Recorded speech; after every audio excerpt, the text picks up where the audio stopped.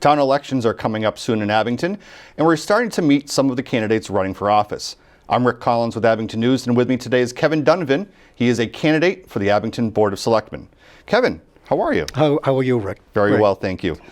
You are a face that a lot of people in Abington know. You have been a selectman before, but why don't you tell us a little bit about your background for those who may not know you? Sure. Well, first of all, I want to thank you and Abington CAM for hosting these forum. I think it's important to get the word out, for the people in town so they understand who the candidates are. As you indicated, I've been prior. I was a selectman. I've been town moderator, park and recreation commissioner, sewer commissioner. I've also served as the Rockland Town Administrator, the Kingston Town Administrator, and I was Chief Executive Officer for South Shore Tri-Town Development, which is Union Point, the former Naval Air Station at South Weymouth. So I feel as though, and I've been Special Assistant to the Governor and Assistant to a State Senator. So I feel as though I have a depth of experience that I can offer the town at this stage of the game. Now, you say the stage of the game, and we've joked about this, but why would you want to come back to be on the Board of Selectmen? You've served, would this be a third time on the board? Or this would be a fourth. Fourth time on the board? Yeah. What would make you want to come out of retirement to serve on the board? To be perfectly honest with you, I'm bored. I mean, that's the truth of the matter. I'm retired now. The only thing I do is I help at St. Burgess and Holy Ghost, help the priest with funerals, and that's the only thing I'm doing. So, as I at about the house, I wanted to offer something. I feel as though my experience, I've got quite a bit of experience in government, and I feel as though I wanted to offer that to the town. So there's no agenda, no nothing other than the fact, the very simple and honest fact, I want something to do. All right. Your past experience gives you an interesting look, not just into how Abington Town Hall works, but how other towns operate, how they work across the state, how they work regionally on a county basis. So that gives you a really unique view. What do you see as a priority in Abington, based on all that experience that you've had in the past? Well, I think primarily what I'd like to try and do if I'm elected is basically three main things. One is I want to take a look at our infrastructure in terms of energy, and I think we can probably take a good look at working with the utility companies to do a complete energy assessment of all of our buildings and be able to leverage that with the energy companies to fund buttoning up that so we're not wasting money in terms of electricity or oil and gas and that type of thing. Secondly, in terms of the bond financing, and I'll give you an example. When I was at South Shore Tri-Town, at the time that I went there in 2009, the base had been closed. We had absolutely nothing over there. There was nothing built. We had to come up with a unique way in order to fund the development. So I was able to bring together attorneys and bond people, and we actually did it was the first in Massachusetts, was a land assessment bond. Okay. Land assessment bonds are prevalent in California and Texas, and actually what you're doing is you're using the collateral of the land to finance your operation. So in 2010, we were able to go out on the bond market and attain a $12 million bond. When I retired, the Abington Board of Selectmen had appointed me as its representative to the now Southfield Redevelopment Authority. I was instrumental in convincing the board that we should refinance that bond. And in doing so, we did refinance it. It took us about 6 months to put the package together, and as a result of that, we wrote in the bond indenture that any savings would be accrued up front. So when we closed on the bond, we saved $4.2 million that we realized at closing and is put in an escrow that under the control of the Southfield Redevelopment Authority that can be used for infrastructure payments. So it's that type of ingenuity that I'd like to be able to take a look at, for Abington's finances, to see if we can't do something novel in that approach. And lastly, the big thing I think that we do have to take a look at is the construction of the fire station and DPW facility. I am on that committee, the Fire Station DPW Study Committee, as the town manager's representative, and we actually have been doing a lot of work on that, and we've come to fruition where to replace both facilities is going to be a lot of money, but in the end, if you take a look at, this will be a measure for the special town meeting probably in October, and that it'll have to go to a ballot question. And in doing so, the price tag right now is at $58 million, which is a goodly amount of money, obviously. It would be roughly about $1.36 per thousand on the tax rolls. However, when we take a look at it, there's a couple of things that are going to be expiring. Between if I get my numbers correct, from 2025 to 2028, there's going to be about $500,000 that are currently being paid on other infrastructure payment projects, the police station, the high school windows, the security measures. Yep. That'll be coming off the books. Also, in 2029, the Plymouth County retirement system will be fully funded. Currently, Abington's annual assessment is about $3.5 million from what I can recall. The actual number, that's to include the unfunded liability. The actual number would be about $1.3 million, so we're going to be saving another $2.4 million in that regard. So all in all, we're going to be saving about $3 million will be coming off the books. If we were to build the fire station and DPW facility, the annualized principal and interest on that is about $3.8 million. So there'll be a significant amount of savings that will be coming off. So that'll be something that obviously will be part of the debate when we debate this in October. Let's come back to the fire station in a minute because there's a lot to talk about with that as well. Definitely. But you mentioned about some town bonding and financing. And I know this is a really gets people's juices going. Is talking about town bonding, but it's very important because it's as anyone who has a mortgage knows, Yep. This takes up a lot of money. Are you talking?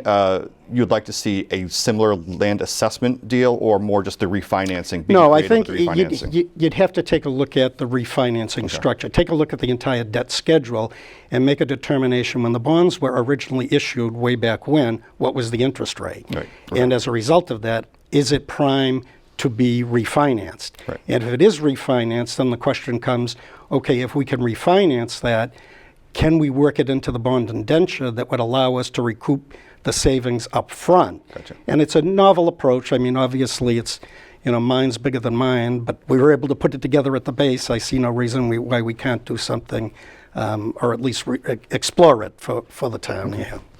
As someone who's grown up in town, like as you have, you hear from people that the town certainly has changed over the years.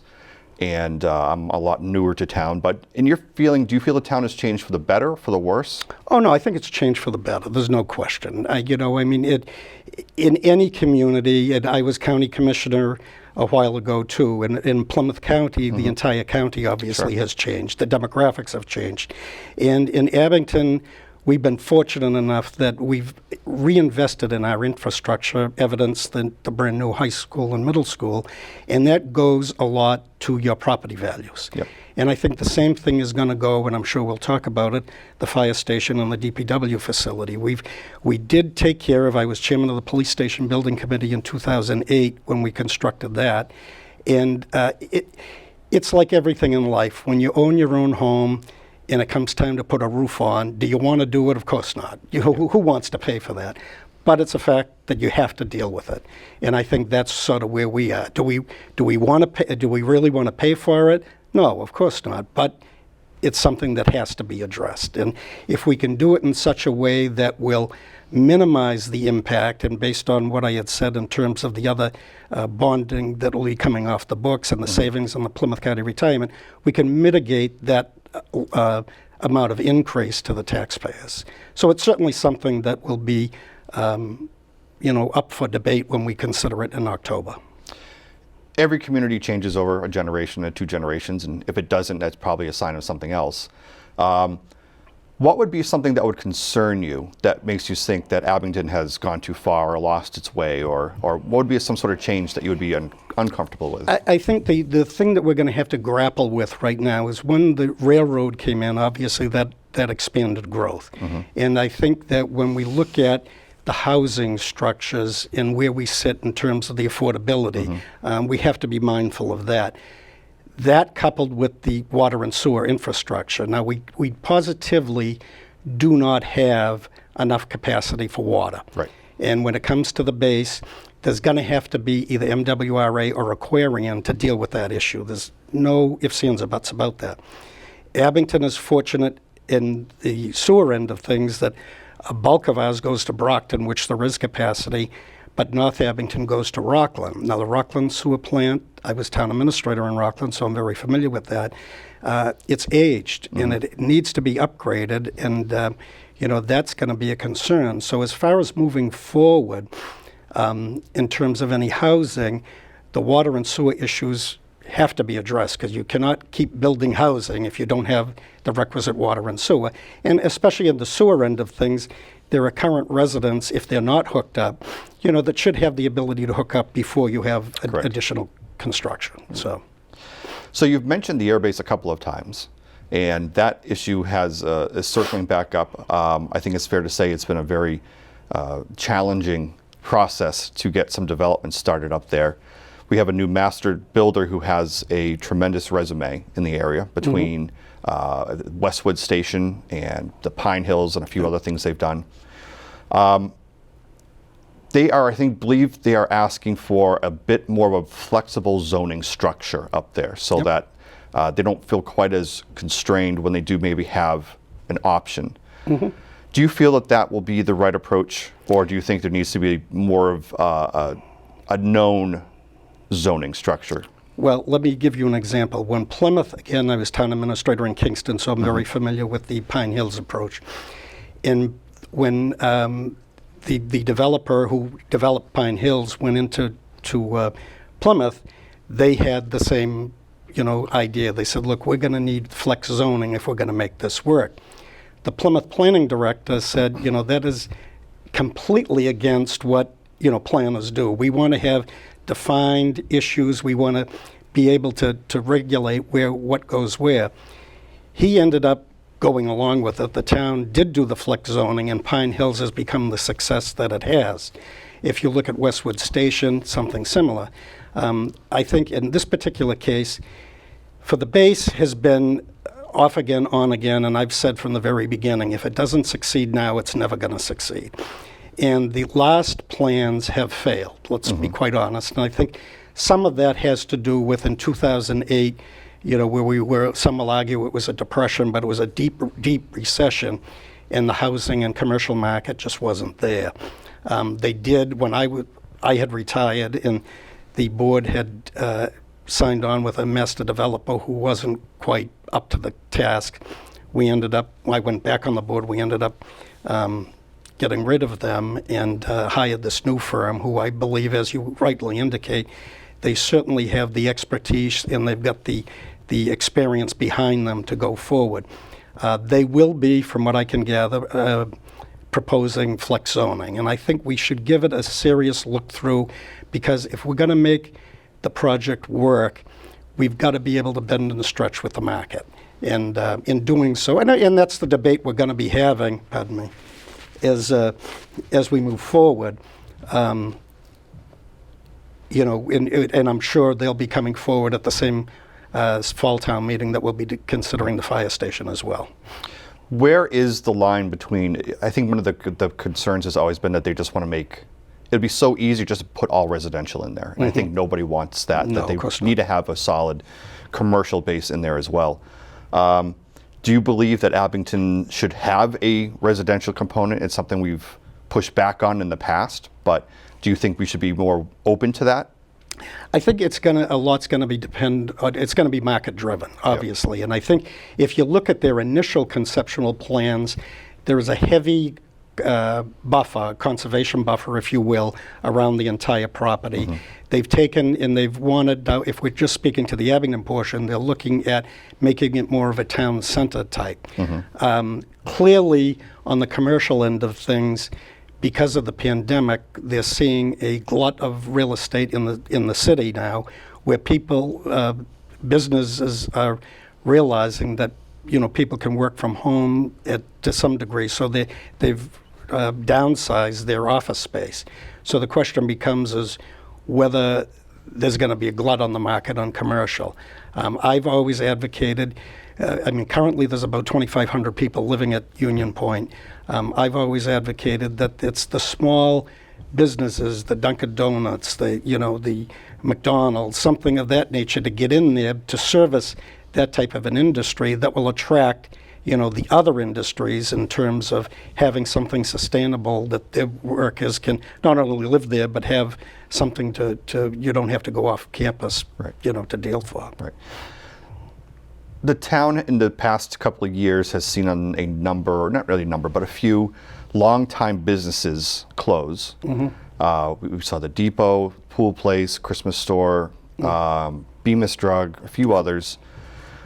Do you have any indication that there's something about Abington that's causing this versus it's just a macroeconomic issue with various issues? Is there something the town needs to be doing for its small businesses? Well, a couple of things. One, in answer to your question, I think it's a macro issue, number one. I don't think it's anything synonymous with Abington. Certainly the railroad's here, which helps. What we could do, and I go back, there were programs back in time where you could take a business district, similarly in North Abington or Center Abington Business District, and you could designate them as a commercial area revitalization district, which would allow the businesses there to apply for either low interest loans or something to avail themselves to spruce up their properties or to locate there. And I think that's something that we should be taking a look at in terms of economic development. Clearly, our Abington is more of a residential community, but certainly commercial is something that augments and helps support the tax base, and something we should be striving towards. But again, I go back to we really need to address the water and sewer infrastructure if we're going to make that happen. Right. Commercial development is certainly a need in the town. I believe the percentage of commercial land in Abington is now under 8%, which isn't the healthiest rate for a town that doesn't want to have really high property taxes or wants to continue to grow. Do you have thoughts about how we can regrow the commercial tax base? Well, again, I think it becomes incentivized. If you want to look at it on the basis, and we can take the Naval Air Station as a perfect example. If you can incentivize businesses to come in, I know when Target moved in, and then I believe it was Cape Cod Lumber too, we did a deal where we would work out the taxes over a period of time to entice them to come in. And I think that's something certainly that should be on the table for any large business, that if they're going to have the ability to invest in the community, then we should be able to meet them to say, look, we're going to take your taxes and maybe spread it out over a period of time to incentivize them to come in, because at the end of the day, it's been proven that that'll have a net positive effect on the community as well. Right. I think the land north of about the Ale House on Route 18 is about the same amount of land that we have in the air base. So when we're talking, it's a significant zone of land that we could redevelop or re-enhance. Is that an area that you have an eye on? Again, yes. I think that we go back to, in order to actually help that area at a given point in time, we were able to get a state grant to extend the sewer system up there so that the people like the Ale House at the time was facing a huge problem, in terms of their sewage output. So we were able to get a grant to do that. And yes, you still have the old Andrews and Pierce, and as you point out, there's land across from Sorrells that is certainly developable. That it being right on Route 18, between Route 18 and 58, it will be a novel approach to quick access to the highway. Right. So yes, it would be something. One issue you've touched on a couple of times so far is the railroad. And full disclosure, I've been working with the town to figure out ways maybe we can increase MBTA safety. It seems like there's a safety issue, especially in North Abington Center. Do you have any concerns or any thoughts about that issue? Yeah, there's no question. If you look at both Abington and Kingston are the two communities that have the most railroad crossings. When I was in Kingston, we had, as town administrator, we had very similar issues, in regards to that. And it becomes not only an educational process, but from the MBTA standpoint, a safety. And it's something that they, have to address in terms of, there was always question of the quad gates. If the quad gates come down, would that help the overall process? And yes, I understand the selectmen had commissioned a study from somebody to come in, and I haven't seen the results of that, but I'd love to see what their the recommendations were on that regard, because it's something that when you have that amount of railroad crossings, it can be inherently dangerous. Right. Congressman Lynch, at the start of the annual town meeting, had a line about the way you tell the values of a community is how they treat its children, its seniors, its people in need. How do you feel the town is doing on that end? Do you feel there's more that needs to be done regarding social services in Abington? I think Abington is doing very well in terms of the senior center. They've been novel in their, well, first of all, we were able to buy the senior center, and then now just recently use ARPA money to have a generator there so it can be used in an emergency basis. There are programs there for the senior. When I was on Park and Rec, I was on the board when we established the Senior Citizen Cookout, when we had it at the Island Grove, and then it morphed into and included at the senior center level. And there was always a question as to whether, when we were going through that, when I was on Park and Rec, a lot of our programs were geared to the children, and it wasn't so much for the seniors. So we kind of pivoted away from that and tried to do a dual approach, if you will. And you can always improve, obviously, Yep. but I think Abington does very well, in terms of providing its, programs for the seniors and as well as the sports for the children as well.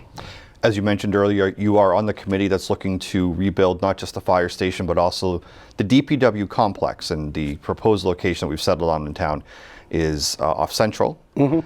And my understanding is that there probably will be a formal proposal for the town to consider this fall. Could you give us a little bit of information about what that's going to look like? Sure. From what the standing right now is that the main building would be a joint fire and DPW office facility. The fire headquarters would be there with the, garaging the apparatus and the administrative offices, as well as the DPW administrative offices.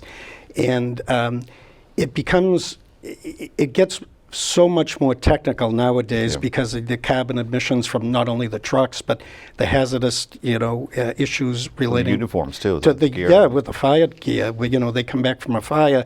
In the old days, you just hung up your bunker coat, and but those coats are emitting all those dangerous chemicals. So there are certain areas now that have to be segregated in terms of how you handle that. So that it'll be a state-of-the-art facility. It's not something that's not ostentatious by any stretch of the imagination, but is being built for the future. The same with the DPW. There'll be DPW offices there, but then there'll be a DPW garage out back and a relocation of the salt shed so that it will bring Abington up to par in terms of our infrastructure in our departments. As I indicated, we built the high school, middle school, we built the police station, and the fire station, from what I understand the plan is, and it's above our pay grade right now on the committee, but to close Center Abington and North Abington and bring it all down to Central Street location, running out of one station. And my first question to the chief at that time was, what about response times to the Green Street area? But it's been proven that that's not an issue. So certainly I rely on his expertise in that regard. And so I think and again, it goes to, and I go back to the value of people's homes. If you have good infrastructure, you have good educational facilities, that's reflective in your home values and for your resale purposes as well. One of the ways that emergency vehicles are going to egress that property is to go up Central and then either left or right onto Washington, which is one of the town's older residential corridors. Might be the town's oldest residential corridor, to be honest. It is. Do you actually have concerns about sending, they do multiple runs a day up and down those roads in terms of noise, quality of life? It's no matter where we put it, that's going to be an issue. I mean, there was a question originally. They were looking at North School, which is right around the corner from my house. I live on Adams Street. I particularly didn't have an issue with it, but it's a question of the lot not being big enough, so they couldn't put it there. And then there was a question of putting it up here on Glenowitz Way, but I question the wisdom of that with the high school. Getting all the traffic that's coming in and out of here, which we settled on, the committee settled on it. It settled before I became a member of the committee down on Central Street. No matter where you put it, there's going to be the questions on that. But certainly, the firefighters and the police officers, obviously the police stations there, they understand how to maneuver themselves in residential areas, so I'm not that concerned about it. And the price tag, I believe, is right now estimated about $53 million, did you say? $58 million. $58 million. And you feel that's something that will be able to be afforded? Well, I think it's certainly got to be something that's going to be debated, as well as it should. The round numbers would be roughly $1.36 per thousand of your household valuation. Now, the question becomes, as I mentioned before, if we have money that we're paying now in bonds on other facilities will come off on or about the time that this would kick in. About $3 million, I think we have. It's currently out there. We have about $500,000 on that, and about $2.4 million in the Plymouth County retirement. So the overall package would be correct, about $3 million. And this principal and interest on $58 million at a 5% interest is roughly $3.8 million a year. So you're having a bit of a savings. You're not having that whole $3.8 million. It'll be a tough decision for a lot of people, and I certainly understand that. People have to vote according to their own means, but it's something that I think we would be remiss if we didn't bring it forward because of a need. Right. We just can't keep ignoring the need. All right.